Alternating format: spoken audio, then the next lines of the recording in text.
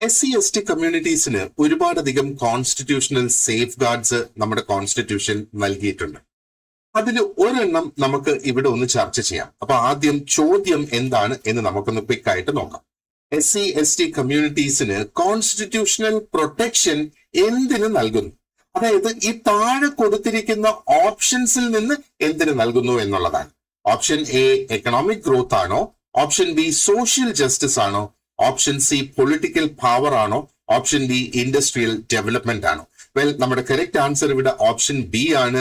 Social justice അല്ലെങ്കിൽ സാമൂഹിക നീതി ഉറപ്പുവരുത്തുക എന്നുള്ളതാണ് ഈ ഓപ്ഷൻസിൽ നിന്ന് നമുക്ക് എടുക്കാനായിട്ട് കഴിയുക. ആർട്ടിക്കിൾ 46 പ്രകാരം SC/ST കമ്മ്യൂണിറ്റീസിന്റെ വിദ്യാഭ്യാസകരമായ അല്ലെങ്കിൽ അവരുടെ സാമ്പത്തിക പരമായ താല്പര്യങ്ങൾ സംരക്ഷിക്കപ്പെടേണ്ടതും അതേപോലെ സമൂഹത്തിൽ അനീതിയിൽ നിന്നും അവരെ സംരക്ഷിക്കണം എന്നും കൂടെ ഇതിനകത്ത് എടുത്തു പറയുന്നുണ്ട്. എക്സാമിനെ സംബന്ധിച്ചിടത്തോളം വളരെ ഇമ്പോർട്ടന്റ് ആയിട്ടുള്ള ഒരു കോൺസെപ്റ്റ് ആണ് ഇത്. സോ ഇത് ഓർത്തു വെച്ചോളൂ. ആർട്ടിക്കിൾ 46 നമുക്ക് ഇവിടെ ഇതുമായിട്ട് കണക്ട് ചെയ്ത് കൊണ്ടുവരണം.